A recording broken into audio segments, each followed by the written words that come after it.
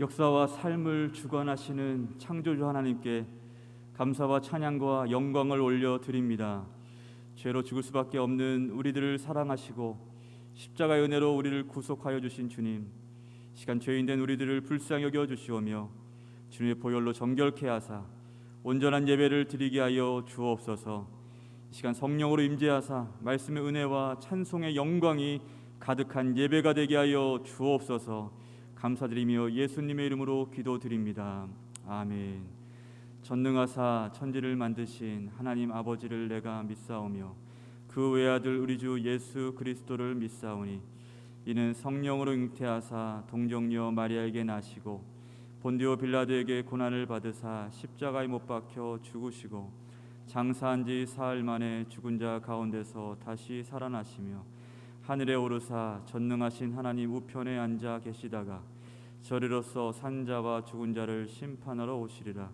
성령을 믿사오며 거룩한 공회와 성도가 서로 교통하는 것과 죄를 사하여 주시는 것과 몸이 다시 사는 것과 영원히 사는 것을 믿사옵나이다. 아멘. 찬송가 15장 하나님의 크신 사랑 함께 찬양드립니다.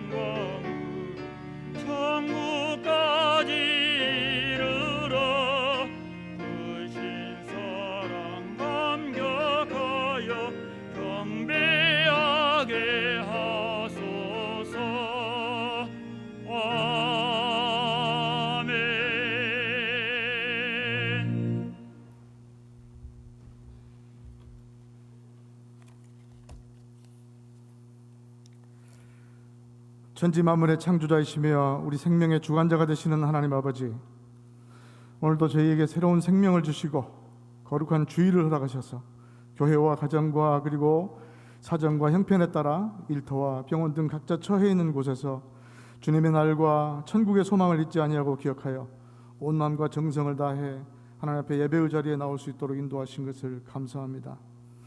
우리의 왕, 우리의 아버지가 되시는 전능하신 하나님, 끝이 보이지 않는 전염병과 홍수와 가뭄뿐만이 아니라 왕이 없어 사람들이 각기 자기 속에 내 옳은 대로 행하였던 그 사사시대처럼 오늘날에도 우리의 왕이신 하나님을 인정하지 아니하고 그 말씀에 순종하지 않으며 자기들의 소견이 옳다고만 주장하는 많은 사람들로 인하여 온 세상이 혼란과 곤고와 두려움의 도가니로 변해가고 있습니다. 귀하신 아버지 하나님, 이와 같은 혼란의 때에 우리 믿는 자들에게 견고한 믿음의 심지를 허락하여 주시옵소서. 손에 쟁기를 잡고 뒤를 돌아보는 자는 하나님 나라에 합당하지 아니하다고 말씀하신 예수님, 하나님께서 우리에게 보내신 그리스도 예수의 복음 외에는 그 어떠한 진리도 우리를 구원할 수 없음을 온전히 깨닫게 하셔서 좌로나 우로나 치우치지 아니하고 나와 내 집은 오직 여호와를 섬기겠노라고 당당히 고백하였던 여호수아의 결단과 같이 우리의 결단이 있게 하여 주시옵시고, 저희 모두가 온전하신 하나님의 전신갑주로 무장하는 믿음의 장수들이 되게 하여 주시옵소서. 엄청난 혼란의 소용돌이 속에서도 우리 동명교회의 새 예배당 건축을 순적하게 진행하도록 인도하신 하나님 아버지, 그 모든 공정과 절차 가운데에 친히 그 섬세하신 손길로 임재하셔서 그 모든 것들이 하나님의 계획대로 이루어지게 도와주시옵시고, 저희들에게는 하나님의 말씀을 따라 다가올 홍수를 대비하여 오랜 시간 동안 방주를 만들었던 노아의 심정으로 쉼없이 기도하며 주저없이 헌신하며 두려움 없이 순종하게 하셔서 새 예배당을 통해 이루실 하나님의 새로운 계획에 담대하게 동참하게 하여 주시옵소서. 유례없는 교회의 위기의 시대를 맞아서 우리 교회뿐만이 아니라 이 지역의 모든 교회들을 품는 계획과 대책을 위하여 그 누구보다 간절히 기도하며 수고하시는 우리 이상복 담임 목사님께 성령의 지혜와 말씀의 권세와 그 담대한 능력을 허락하여 주셔서 모든 절차와 과정들을 주님의 뜻대로만 온전하게 처리하게 인도하여 주시옵소서. 저기 제올라 목사님과 교회의 모든 어르신들의 건강을 주님께서 지켜주시고, 우리 부목사님들과 교육자들과 모든 직분자와 성도들에게 바르고 담대한 믿음으로 자신과 교회와 하나님의 진리를 지킬 수 있도록 능력을 허락하여 주시옵소서. 또한 다니엘 청년회와 각급 주일학교 그리고 교회와 모든 기관과 속회들도 이 시기를 더욱더 견고하고 알차게 변화하여 새로워지는 계기로 활용하여서 소위 뉴노멀의 시대를 지혜롭게 준비할 수 있도록 하나님 인도하여 주시옵소서. 아버지 하나님, 이 시간에 육신의 질병과 몸과 마음의 곤고함을 인하여 애통하며 기도하는 환우들과 그 가족들, 그리고 또한 경제적으로 어려움을 겪고 있는 모든 성도들에게 주께서 친히 위로와 치유를 허락하여 주시옵소서. 방역을 위해 수고하는 당국자들을 위로하여 주시옵시고 그들의 수고가 헛되지 아니하게 하여 주시옵소서. 세계 선교지와 이 나라의 도시와 농어촌과 낙도오지에서 말씀을 선포하는 주님의 사역자들과 또한 함께 모여 예배하는 모든 성도들에게 주님의 성령의 능력을 주셔서 모든 병과 균과 악한 영들의 세력들을 이기고 주님의 이름으로 승리하는 역사를 이루게 하여 주시옵소서. 오늘도 사랑하시는 담임 목사님을 통하여 주님께서 우리에게 말씀을 주실 터인데, 말씀을 전하시는 목사님에게 성령의 능력을 더하여 주셔서 이 시대에 우리에게 들려주시는 하나님의 음성을 온전히 대언하게 하여 주시옵소서. 또한 듣는 저희들에게는 회개의 찔림과 감사의 감격과 변화의 결단이 있도록 인도하여 주시옵소서. 예배를 위하여 수고하는 이들에게 하나님의 음성으로 친히 칭찬하여 주실 줄 믿습니다. 이 예배의 모든 순서와 또한 미처 아뢰지 못한 모든 기도의 제목들 주님의 손에 올려드리오니 하나님 받아주시옵시고, 이 예배의 모든 순간에 하나님 홀로 영광 받으시기를 간절히 소원하오며 이 모든 말씀 우리의 구원자 되시는 예수 그리스도 이름으로 감사하며 기도하옵나이다. 아멘.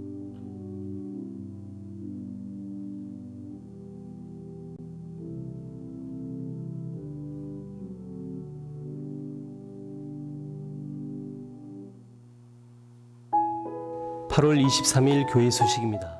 주간 행사입니다. 오늘 저녁 예배는 영아부, 유치부, 중고등부 헌신 예배로 드립니다. 당분간 수요 오전 예배는 저녁 예배와 통합하여 드립니다. 적절한 규모와 비용, 알찬 내용의 교회 건축이 되도록 전 성도의 기도와 협력을 바랍니다. 건축 기간 동안 차량 함께 타기, 대중교통 이용하기, 1에서 4 주차장 활용하기, 주변 주차장과 셔틀버스 이용하기에 적극 협조 바랍니다. 주일 예배 셔틀버스 운행 시간과 정차 장소를 참고하여 많은 이용 바랍니다. 건축 기간 동안 교회 인근 주차는 절대 금지이며 장애인, 노약자 등은 분당 앞 주차장을 이용 바랍니다. 모임 소식입니다. 금요 기도회가 28일 저녁 8시 30분 아트홀에서 있습니다. 이번 주는 중요 환우를 위한 긴급 기도와 교구를 위한 기도를 합니다.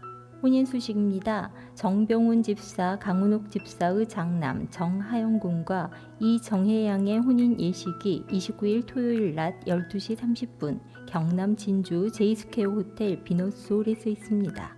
전양현 장로, 임유경 권사의 차남 전승원 군과 김다혜 양의 혼인 예식이 9월 12일 토요일 오후 3시 서울대 호암교수회관 2층 무궁화홀에서 있습니다. 피로연은 29일 토요일 오후 5시부터 데일리 웨딩 컨벤션 2층에서 있습니다. 알림입니다. 다음 주일 저녁 예배는 교구관리위원회 지역장, 구역장 헌신 예배로 드립니다. 당분간 각종 헌금은 구역과 이름을 기재하여 각 계좌로 이체해 주시기 바랍니다. 동명 오디오 성경을 사무실에서 판매합니다. 가정당 한 세트씩 구입 바랍니다. 교회 출입 시 신원 확인되는 스마트 요람 어플이 업그레이드 되었습니다. 플레이스토어에서 광주 동명교회 스마트 요람을 검색하여 새로 다운받아서 설치하시기 바랍니다.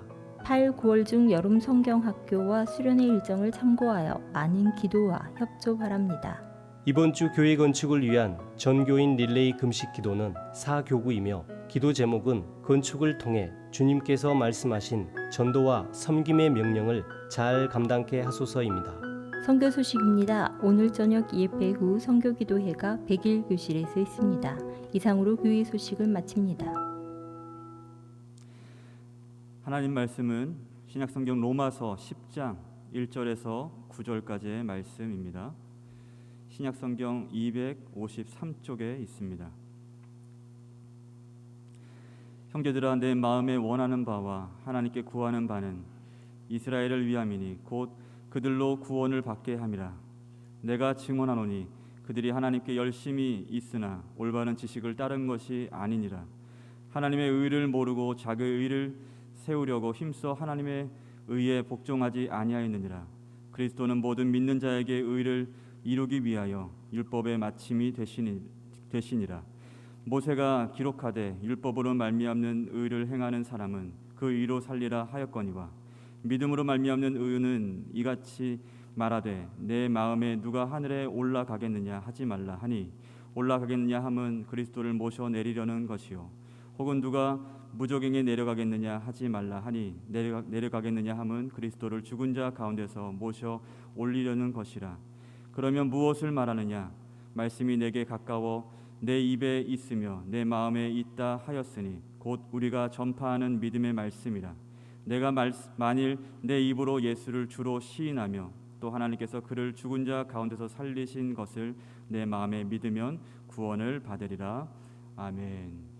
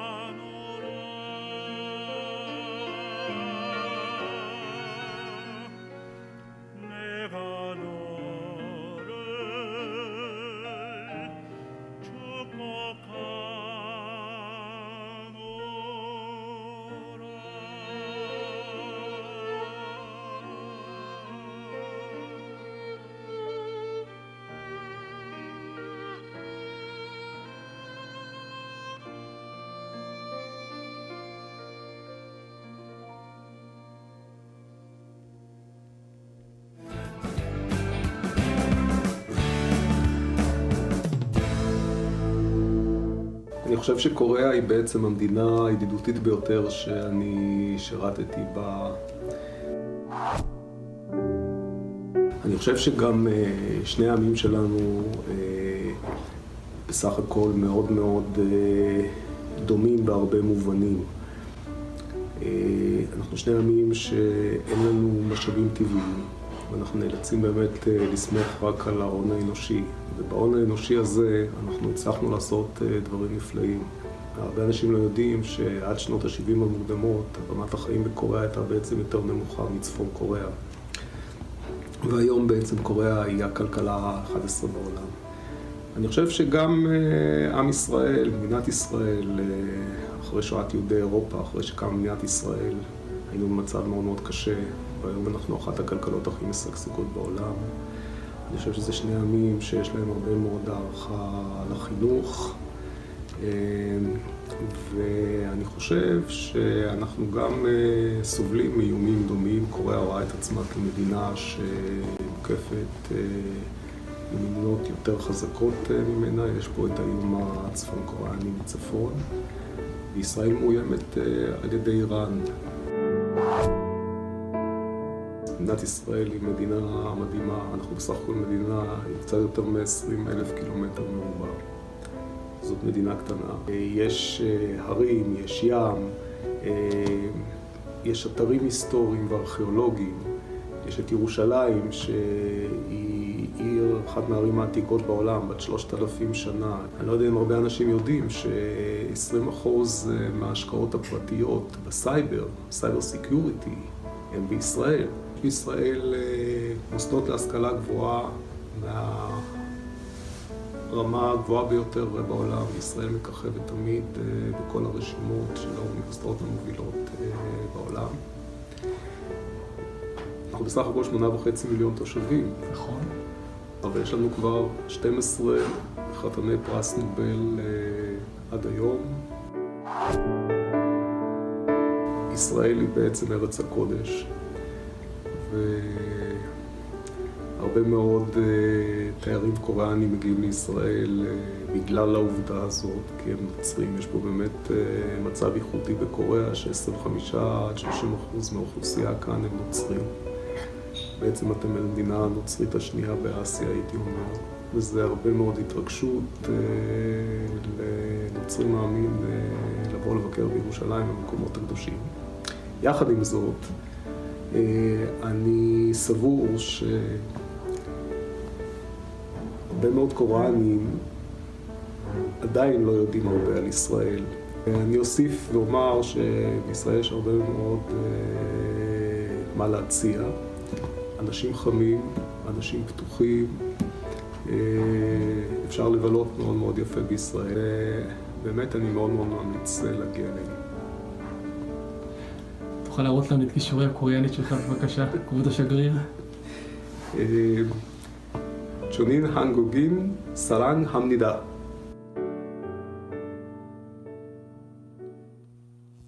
하임 호센 조한 이스라엘 대사. 원래는 좀 긴 인터뷰인데 필요한 부분을 좀 발췌를 했습니다. 이스라엘 지정학적으로도 좀 세계적으로 중요하지만 또 강대국 사이에 있는 그 모습이 우리나라하고 너무 닮았습니다. 역사가 많이 닮았습니다. 또 문화가 많이 닮았습니다. 무엇보다도 종교적으로 그들은 철저한 유대인들이지만 최근에 많이 변화되고 있습니다. 특별히 아시아에 물론 기독교 인구 수로 치면은 중국이 더 많습니다만은 퍼센티지는 그렇지 않죠. 아시아에서 기독교 인구가 가장 많은 대한민국과 특별한 교류를 희망하는 아주 좋은 변화가 일어나고 있습니다. 자, 먼저 우리가 왜 이스라엘이 중요한가? 우리가 다시 성경으로 돌아가 보면요. 우리가 알고 있는 로마서를 보면서 로마서의 앞부분 교리. 근데 실제로 교리에 해당되는 부분은 8장에서 끝납니다. 그래서 로마서 8장은 교리의 진수입니다. 그래서 그리스도 예수 안에 있는 생명의 성령의 법이 죄와 사망의 법에서 너를 해방하였습니다. 로마서 8장 시작하고 그리고 하나님이 우리를 부르시고 하나님이 의롭다 하시고 하나님이 거룩하게 하셨는데 누가 우리를 정죄하리요? 누가 우리를 대적하리요? 그리고 마지막에 그 어떤 것도 그리스도 예수 안에 있는 하나님의 사랑에서 우리를 끊을 수 없느니라. 이 로마서 8장의 위대한 복음의 선언입니다. 그런데 이 8장으로 끝나는 복음의 선언, 교리, 그리고 나서 12장에 그러므로 사랑하는 형제들아 내가 하나님의 모든 자비하심으로 너희를 권하노니 너희 몸을 하나님이 기뻐하는 산 제사로 드리라. 그리고는 실천편이 시작됩니다. 그러니까 8장의 교리가 이미 선포되고 끝났는데 12장 가운데 있는 9장, 10장, 11장 요 세 장이 이스라엘에 대해서 지금 특별히 언급하고 있는 내용이라는 것입니다. 그것도 로마서, 즉 사도 바울의 여러 서신서가 있습니다만 이 모든 제일 먼저 써진 건 아닙니다. 이 서신서 중에 맨 첫 번째 등장하는 것이 바로 로마서입니다. 근데 이 로마서의 한 가운데에다가 이스라엘에 대한 얘기를 사도 바울이 기록하고 있다는 것입니다. 이 부분을 보면서 많은 분들이 참 의아해하기도 합니다. 이게 도대체 무슨 뜻인가? 여러분 우리는 분명히 기억해야 됩니다. 많은 의미를 그 안에 담고 있다는 것입니다. 먼저 우리가 생각해 보면요, 교리와 그러니까 결국 교리가 뭔가 율법이냐 복음이냐. 율법은 뭐고 복음이 왜 필요한가? 결국 율법과 복음을 설명하기 위해서 이스라엘이라고 하는 그 나라가 실예가 된다는 거예요. 실증이 되는 거예요. 그래서 사도 바울은 로마서 이 교리를 기록한 로마서의 한 가운데다가 이스라엘에 대해서 기록해 놓음으로써 율법과 복음을 확실하게 드러내고 있는 것입니다. 뿐만 아니라 한 걸음 더 나아가서 사도 바울은 언제나 이 복음이 유대인에게 가장 먼저 전해지기를 원했습니다. 그래서 복음을 선언한 후에 바로 유대인을 향해서 이 글을 쓰고 있다고 봐야 되는 것입니다. 하나님의 선택은 사실 그때나 지금이나 변함이 없습니다. 하나님께서 어떻게 하시는가? 이스라엘이 비록 넘어졌지만 어떻게 될 것인가? 이스라엘의 미래가 결국 인류 역사의 미래이고 이 복음이 어떻게 될 것인가? 사도 바울이 선포한 이 복음이 향후에 로마라는 그 교회를 통해서 1000년 이상 그 로마의 여러 도로를 통해서 온 세상에 전파될 것인데 궁극적으로는 하나님이 택했던 이스라엘이 어떻게 될 것인가? 이게 구속사, 이게 역사의 끝인 것입니다. 또 한편으로는 경고가 되는 것입니다. 하나님이 선택하고 놀라운 은혜와 축복을 누렸던 이스라엘이지만 하나님께 순종하지 않을 때, 하나님의 뜻을 모르고 교만할 때 하나님이 그들을 꺾으셨으므로, 그러므로 우리 한국을 비롯해서 미국도 마찬가지고 독일, 유럽도 마찬가지입니다. 영국은 더더욱 그렇습니다.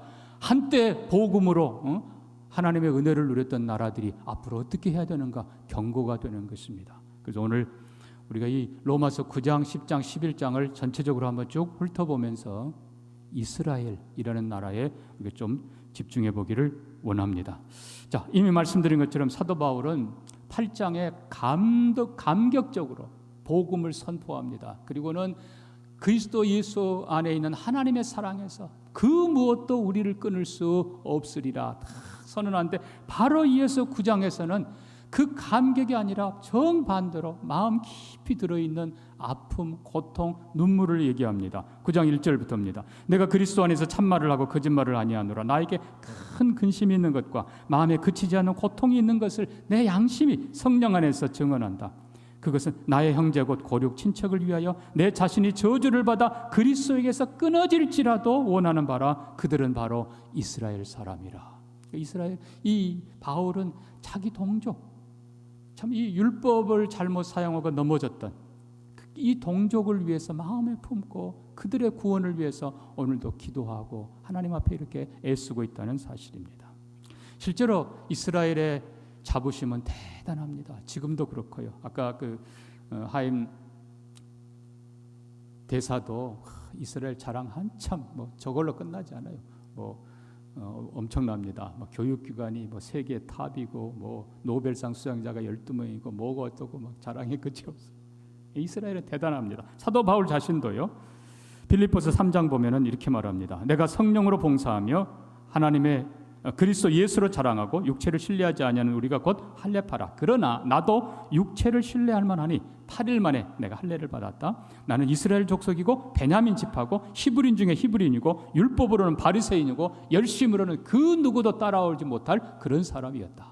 자기를 자랑하는데 특별히 여기 유대인 이스라엘 중에 이스라엘, 특별히 베냐민 지파라고 자랑합니다. 이 베냐민 지파는 한편으로는 사울 왕이 나왔던 왕가의 지파입니다. 그러나 사울 왕이 무너진 이후에 실은 없어져야 될 지파이지만 하나님의 은혜로 이 다윗 유다 지파와 철저히 하나가 되어서 10지파가 반역하고 떨어져 나갔을 때도 끝까지 유다와 함께했던, 그래서 유다의 축복을 함께 누렸던 그런 자랑스러운 신실한 지파가 바로 베냐민 지파입니다. 그러니까 사도 바울은 내가 이런 사람이었다 하고 자랑해요.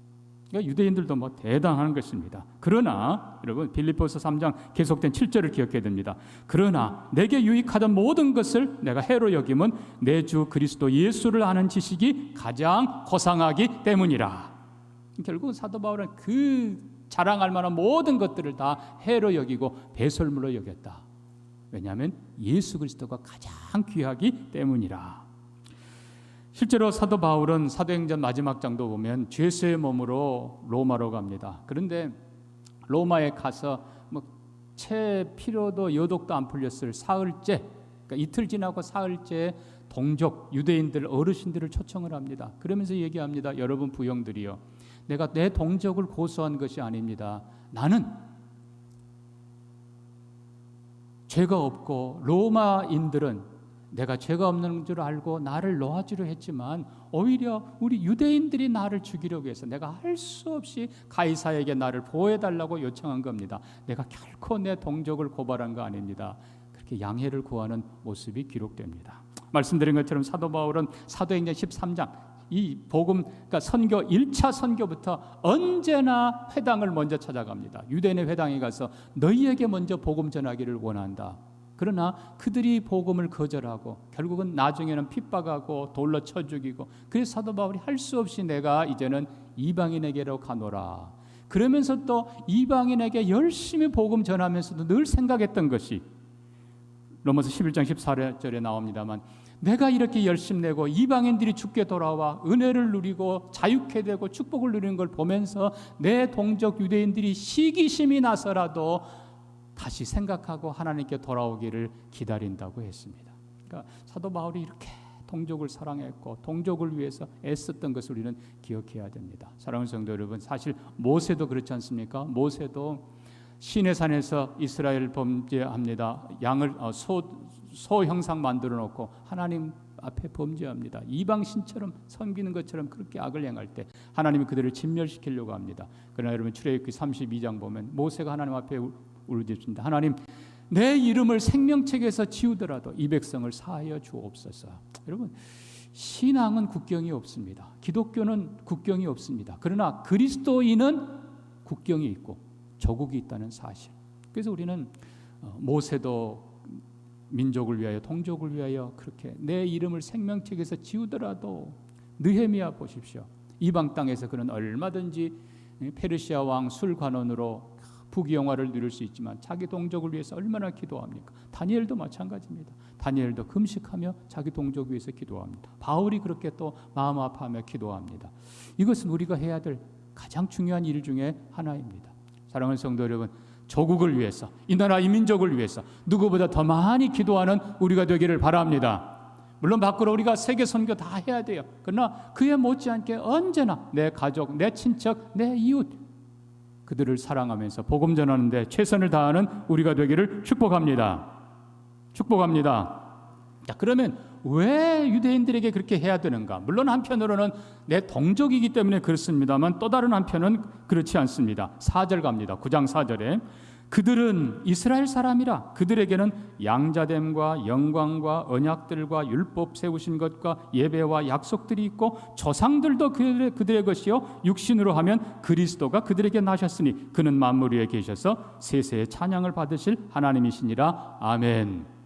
여러분, 사도 바울의 논지를 먼저 잠깐 기억하시기 바랍니다. 사도 바울은 모든 걸 설명할 때 언제나 끝이 예수 그리스도입니다.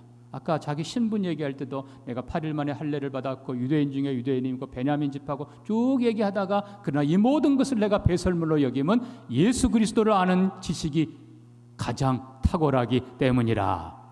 오늘 여기 본문에서도 유대인들을 칭찬합니다. 예, 그들에게 하나님이 놀라운 특권들을 주셨어요. 약속과 영광과 율법과 심지어 마지막에 누구를 주셨다고요?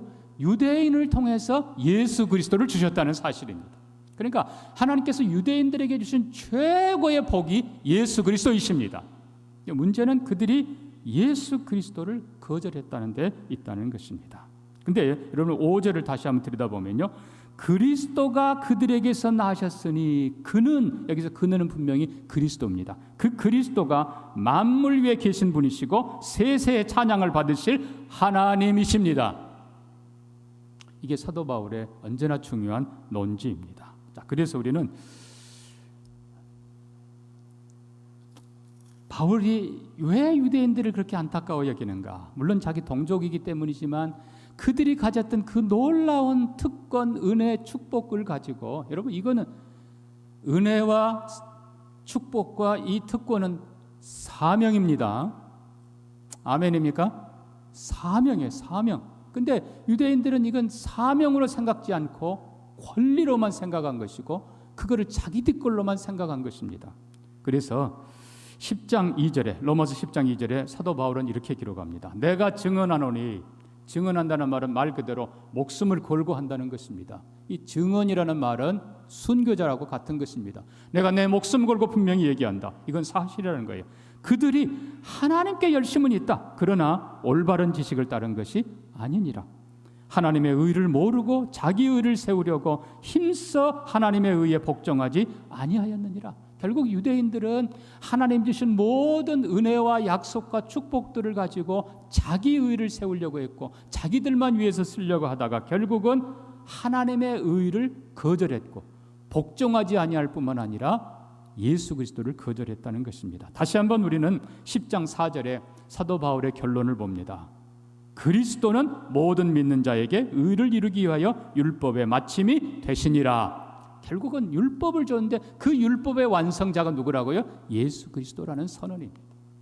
자, 그러면 우리가 다시 한번 유대인들이 왜 이렇게 했는가? 먼저 우리가 생각해야 될 건 이 특권의식이라고 하는 것이 얼마나 위험한가를 봐야 됩니다. 예, 유대인들은 그들의 조상 아브라함을 오해했습니다. 한마디로 말하면 아브라함은 우리들만의 조상이라고 믿고 다른 사람들을 거역했다는 거예요. 정말 그렇습니까? 아니에요. 실제로 아브라함은 이스마엘의 아버지도 됩니다. 이 부분 여러분 참 주의하시기 바랍니다. 분명히 성경에 육체적으로 이스마엘이 아브라함의 장남입니다. 근데 이삭이 내쫓은 거예요. 지금도 마찬가지입니다. 지금도 이스라엘은 주위에 있는 모든 이스마엘 후손들을 거부하고 있습니다. 한 걸음 더 나가서 그뿐만이 아니에요. 이삭의 쌍둥이 아들 에서와 야곱입니다. 지금 현재 이스라엘은 야곱이 이스라엘이 됐습니다. 야곱의 후손들이에요. 야곱의 후손들이 쌍둥이 형제, 말 그대로 친형제 에서의 후손들을 거부했습니다. 물론 한편으로는 신앙의 문제가 있고 그거는 또 다른 해석입니다. 그러나 분명한 것은 유대인들은 아브라함이 자기들만의 조상이라고 강조하고 이스마엘 거부하고 그리고 심지어 에돔 족속 거부하고 미워하고 쫓아냈습니다. 자, 여러분 이게 이제 점점 역사를 내려오면서 그렇습니다. 정말 아브라함이 이스라엘만의 즉 야곱만의 조상인가? 아니에요. 로마서 4장에 기록합니다. 아브라함은 우리 모든 믿는 자의 조상이라. 기록된 바 내가 너를 많은 민족의 조상으로 세웠다 함과 같으니 그가 믿은 바 하나님은 죽은 자를 살리시며 없는 것을 있는 것으로 부르시는 이시니라. 결국 우리가 창세기 12장 3절 말씀도 보면 하나님께서 아브라함을 부르실 때 뭐라고 말씀하십니까? 내 씨로 말미암아 천하 만민이 복을 받으리라. 그러면 자, 이 내 씨는 우리가 좀 이따 보고요. 결국 아브라함을 부르신 목적은 천하 만민의 복을 위해서 부르신 것입니다. 그러면 결국 아브라함의 후손들은 어떻게 보면 친자손들은 그렇지 않은 사람들을 오히려 품을 줄 알아야 돼요. 하나님의 선한 뜻은 이스라엘만을 위한 것이 아니라 이스라엘을 통해서 모든 나라와 모든 민족이 구원을 받게 하기 위한 것이기 때문입니다. 이게 특권의식이 되니까 점점 밀어내고 결국은 자기들까지도 버림을 받은 것입니다. 제가 어렸을 때 있었던 일입니다.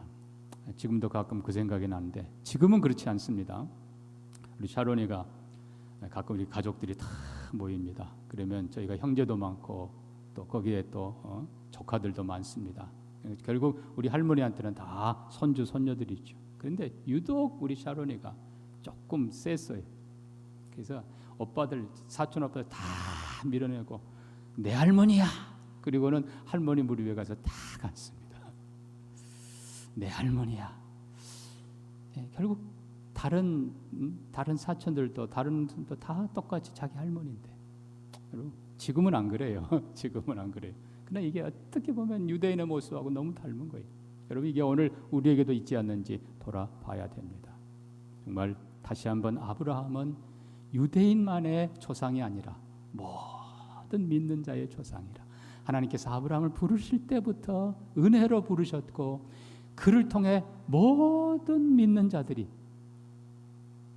예수 그리스도를 주로 고백하고 하나님께 돌아오게 하신 것을 기억하는 우리가 되기를 바랍니다. 또 이스라엘은 율법을 오해했다고 그랬습니다. 이 부분은 지난번 말씀드렸기 때문에 그냥 생략합니다. 원래 율법은 뭐예요? 비유하자면 율법은요 지도입니다. 지도. 정확히 말하면 보물섬 가는 지도예요. 이 지도를 보물처럼 여기고 그것이 구원의 도리가 아닌데 그걸로 구원받아 보려고 애를 썼던, 어떻게 보면 자동차를 끌고 다니고 밀고 다니고 그런 어리석은 우를 범한 것이죠. 율법은 또 다른 편으로 말하면 사진과도 같습니다. 옛날에는 사진으로 중매하고 막 그랬잖아요. 그럼 여러분 어떤 사진 보내겠어요? 제일 멋진 사진, 젊을 때 사진 보냈겠지요. 근데 지금은 여러분 사람이 나이가 들기도 하고 때로는 면도를 안 하면 남자가 덥수룩해 보이기도 하고 그렇지요. 결국은 뭐예요? 지도를 더 중요하게 그 보물처럼 여기던 그들이 정작 그 지도를 통해 만나야 될 예수 그리스도를 거부하는 것입니다. 정작 그 사진은 들여다보면서 그분을 기다리면서도 그분이 왔는데 좀 다르네. 그리고는 거부하는 것입니다. 이게 유대인들이 미련한 것이죠. 그들은 또한 이삭을 오해했습니다. 이삭, 결국은 이삭은 누구예요? 약속의 아들이라는 그 강조, 이삭이 나올 때마다 강조되는 건 죽은 자를 살리신 이라고 하는 그런 특별한 표현이 나옵니다. 여러분, 물론 이삭이 죽었다가 살아난 그 사건이 창세기 22장에 나오는 모리아산 사건입니다. 그러나 여러분 우리가 다시 알고 있는 것처럼 하나님께서 이삭을 번제로 바치라고 했습니다. 이삭은 아버지 아브라함의 마음속에는 죽은 것입니다. 그러나 하나님께서 그를 살리십니다. 중요한 것은 이삭이 죽은 것이 아니라 이삭 대신 하나님이 예비한 숫 양이 죽습니다. 하나님이 예비한 그 양이 바로 장차올 우리를 위해 죽으시고 다시 사신 예수 그리스도이십니다. 그러니까 궁극적으로 이삭이 아니라 이삭의 후손 야곱이 아니라 야곱의 후손 유다가 아니라 유다의 후손 다윗이 아니라 다윗의 후손 예수 그리스도이십니다. 결국은 하나님께서 이 이스라엘 백성에게 주신 모든 것의 핵심이 예수 그리스도인데, 결국은 아브라함도 예수 그리스도, 할례도 예수 그리스도, 율법도 궁극적으로 율법을 완성한 예수 그리스도, 결국은 이삭도 바라보게 하시는 예수 그리스도인데, 유대인들은 그 다음은 보지 못하고 지도만 보고 사진만 들여다보고 다른 건 거부하고 결국은 예수 그리스도를 거부했다는 것입니다. 자, 문제는 여러분, 결국은 그들에게 의가 좀 있다고 하고 그들에게 선이 있고 그들에게 율법이 있고 성전이 있고 그들에게 비록 제사가 있다 하더라도, 지금도 회당은 뭐 그렇습니다. 상당해요. 교육적인 것 대단합니다. 그러나 중요한 것, 그리스도가 생명이기 때문에 그리스도가 없으면 다 그거는 죽은 것이라는 것입니다. 사도 바울의 고백대로 예수 그리스도가 가장 고귀한 보물이시고 다른 건 다 상자요, 찾아가는 지도이고 다 결국은 없어질 것들인 것입니다. 예수 그리스도를 바로 붙잡는 저와 여러분 되기를 주의 이름으로 축복합니다. 결국은 사도 바울이 로마서 9장, 10장, 11장에서 강조하려고 하는 건 유대인들에게 봐라, 결국은 예수 그리스도가 너희가 믿던 그 아브라함이 바라봤던 그 메시, 그분이시고 예수 그리스도가 율법의 완성이시고 예수 그리스도가 모든 약속의 중심이고 예수 그리스도가 진짜 이삭이라.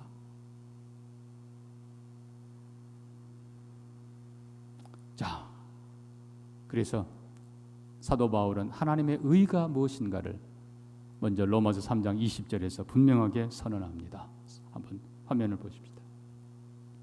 그러므로 율법의 행위로 그의 앞에 의롭다 하심을 얻을 육체가 없나니 율법으로는 죄를 깨달음이니라. 이제는 율법 외에 하나님의 한 의가 나타났으니 율법과 선지자들에게 증거를 받은 것이라. 곧 예수 그리스도를 믿음으로 말미암아 모든 믿는 자에게 미치는 하나님의 의인이 차별이 없느니라. 결국은 율법이 아니라, 결국은 아브라함이 아니라, 결국은 모세가 아니라, 모세도 똑같습니다, 여러분. 그들이 모세 하지만 결국 모세가 너희 중에 하나님께서 나 같은 선지자 하나를 세울 텐데 너희가 내 말은 거이겠지만 그의 말은 들으라. 그분이 예수 그리스도예요. 그러니까 결국은 다 그들이 모세만 바라봤고 아브라함만 봤고 이삭만 봤고, 예수 그리스도가 바로 하나님의 의입니다. 예수 그리스도가 율법의 완성입니다. 예수 그리스도가 아브라함과 이삭과 야곱에게 주신 모든 약속의 성취이십니다.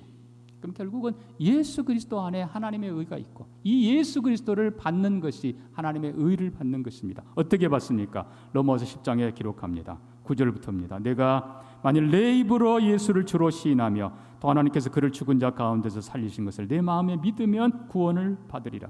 사람이 마음으로 믿어 의에 이르고 입으로 시인하여 구원에 이르느니라.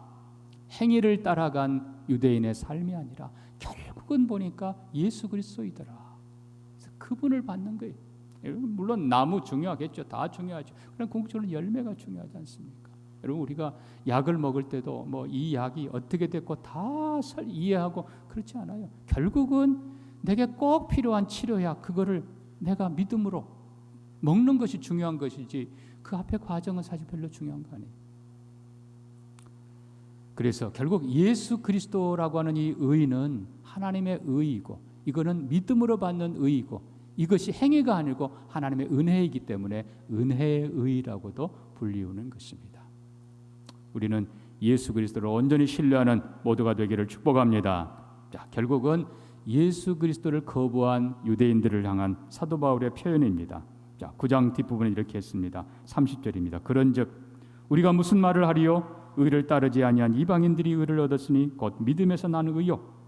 의의 법을 따라간 이스라엘은 율법에 이르지 못하였으니 어찌 그러하냐? 이는 그들이 믿음을 의지하지 않고 행위를 의지함이라. 부딪힐 돌에 부딪혔느니라. 기록된 바 내가 걸림돌 거치는 바위를 시온에 두었다. 이 바위를 믿는 자는 부끄러움 당하지 아니하리라. 이 바위가 바로 예수 그리스도이십니다. 결국은 유대인들은 행위로 해보려고 하다가 결국은 넘어졌다. 11장에는 더 심각한 표현들로 쓰고 있습니다. 이스라엘이 7절 보면요, 이스라엘이 구하는 그것을 얻지 못했고 반대로 남은 자들은 우둔하여졌느니라. 지금도 이스라엘이 얼마나 어리석은 짓을 하는지 모릅니다. 감사하게도 2000년 될 때에 이스라엘에 아주 놀라운 사건이 하나 있었습니다. 여러분, 제가 정확한 날짜나 숫자는 일부러 표현하지 않겠습니다. 이해하고 들으시기 바랍니다. 2000년에 그동안에 이 예수 그리스도를 믿는 유대인들, 그들은 크리스찬이라고 부르지 않고 메시아닉 주라고 부릅니다. 메시아를 믿는 그 사람들이 제가 듣기로는 10,000명이 조금 안 됐었습니다. 그런데 이분들이 2000년이 돼서 그들이 결심을 하고 구약 성경에 예수 그리스도 메시아라고 기록된 부분을 전부 다 발췌를 해서 한 609절을 뽑았다 그럽니다. 발췌를 하고 그것이 어떻게 성취되었는가를 책자를 만들어서 유대인의 모든 가정집에 배부를 했습니다. 당연히 이스라엘이 발칵 뒤집혔습니다. 국회에서 난리가 났습니다. 그리고는 예수 믿는 사람들을 정죄하기로 결의까지 했습니다. 그게 2000년도에 있었던 일입니다.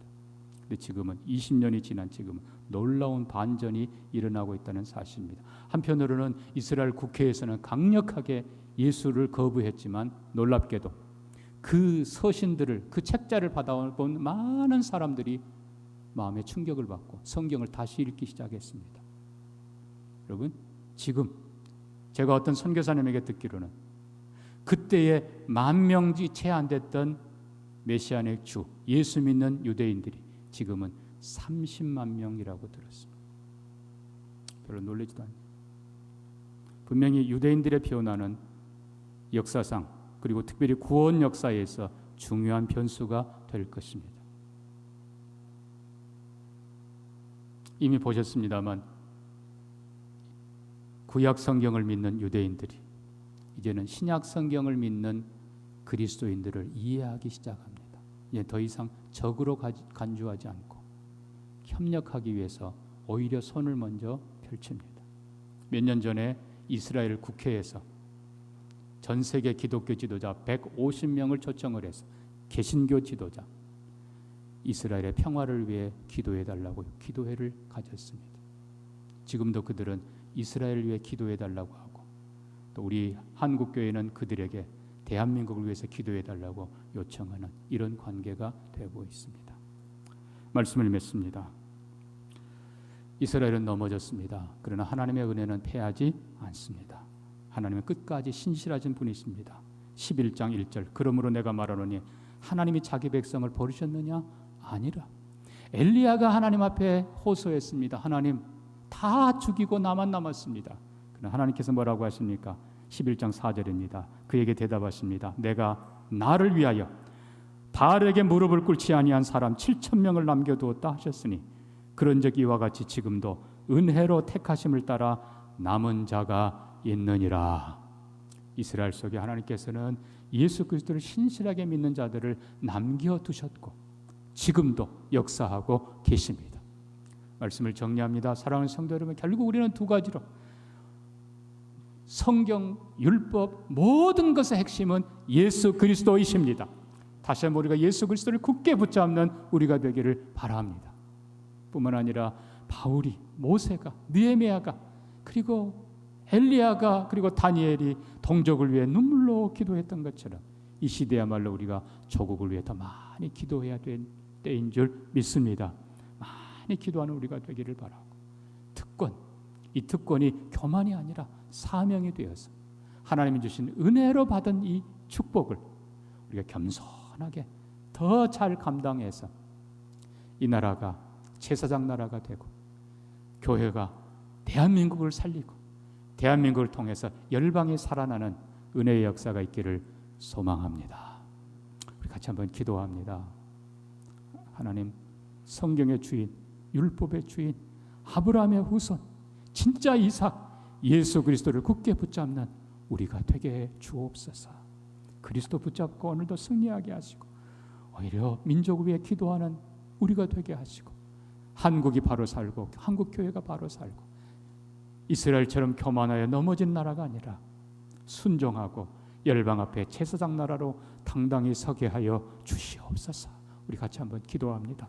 하나님 아버지, 주의 은혜를 구합니다. 이제도 성령으로 함께 하시고 아버지, 대한민국이 예수밖에 소망이 없는 고백하게 하시고 성경의 주인 예수 그리스도, 율법의 주인 예수 그리스도, 오직 예수 그리스도를 굳게 붙잡게 하시고 아버지, 열방 가운데 제사장 나라로 바로 서게 해 주옵소서. 도우시기를 구합니다.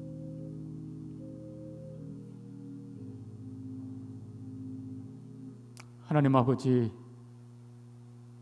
모든 결론 예수 그리스도인 줄 믿습니다. 성경의 주인이요 하늘과 땅의 주인이시오 모든 교회의 주인이신 예수 그리스도를 굳게 붙잡게 하시고 나라와 민족에 더 많이 기도하는 우리가 되게 하시고 한국교회가 민족을 살리게 하시고 대한민국이 열방을 살리는 제사장 나라가 되도록 축복하여 주옵소서. 예수님 이름으로 기도합니다. 아멘. 찬송가 251장 놀랍다 주님의 큰 은혜 함께 찬양드립니다.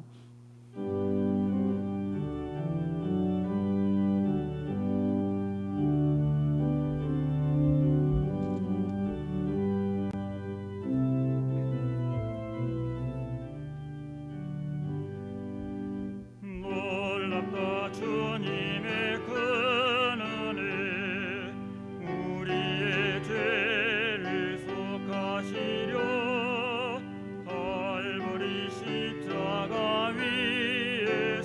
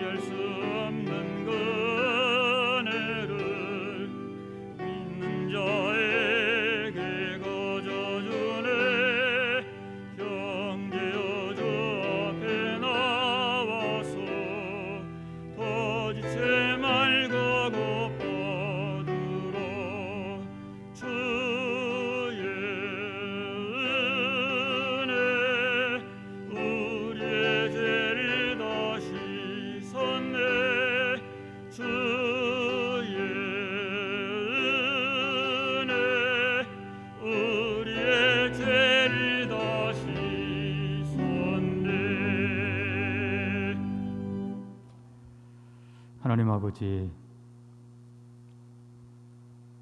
이렇게라도 예배할 수 있어 감사합니다.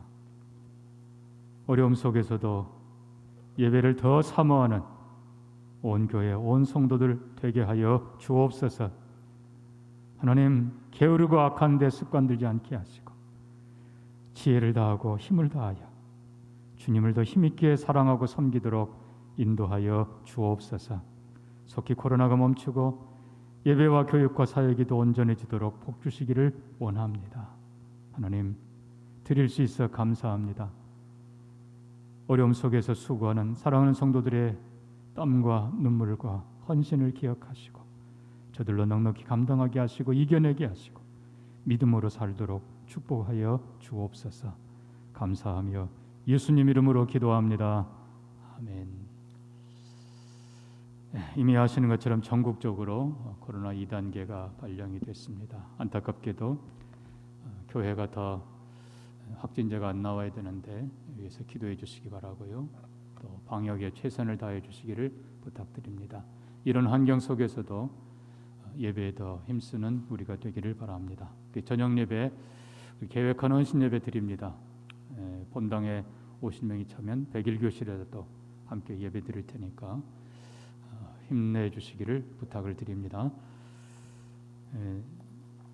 수요 예배를 드릴지 어떻게 할지는 오늘 잠깐 의논을 하고 저녁에 광고를 드리겠습니다. 매일 성경 9월과 10월호가 나와 있습니다. 많이 참고하시기를 바랍니다. 아울러서 이럴 때 우리가 더 많이 기도해야 됩니다. 규정상에는 기도회는 못 모이겠지만 기도 자체를 막을 수는 없습니다. 우리가 따로 찬양하고 이렇게는 못해도 늘 하던 대로 성경 읽고 말씀 잠깐 나누고 우리가 본당에서 흩어져서 기도할 텐데 기도에 더 힘써 주시기를 부탁을 드립니다. 다른 사항 주보 참고하시고 앞뒤 좌우 조용히 인사합니다. 사랑합니다. 축복합니다.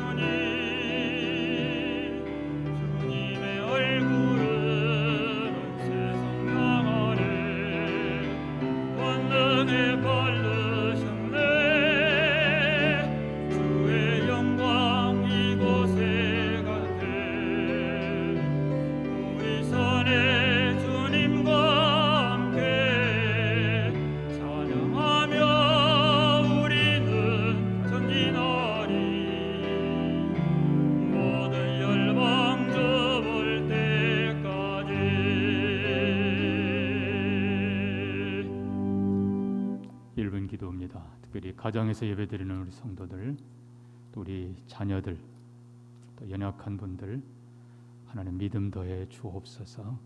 기도해 주시고 더 큰 것이 오고 있습니다. 포괄적 차별 금지법, 교회를 무너뜨리고 학교를 무너뜨리고 가정을 깨뜨리고 엄청난 혼란을 가져올 차별 금지법, 하나님의 손으로 막아 주시옵소서. 우리 같이 한번 기도합니다. 하나님 아버지, 주의 은혜를 구합니다. 주의 영으로 함께 하시고 아버지, 가정에서 예배드리는 우리 성도님들, 또 우리 자녀들 견고한 믿음 주시기를 원합니다. 하나님, 차별금지법을 막아주시고 성의 아버지의 자유를 인해서 가정이 깨지고 학교가 무너지고 주님 군대가 무너지고 교회가 타격을 입을 텐데 하나님 막아주시기를 원합니다. 주님 도우시기를 원합니다. 아버지 도우시기를 원합니다. 아버지. 주님. 하나님의 의가 되시며 모든 것의 주인 되시는 예수 그리스도의 은혜와 만복의 근원이신 하나님의 그 크신 사랑과 도우시는 성령님의 감화와 위로와 교통하심이 예수 그리스도를 믿음으로 하나님 앞에 바로 서고 그 믿음으로 승리하며 살기를 다짐하는 사랑하는 모든 성도들 위해 영원토록 함께 있을지어다. 아멘.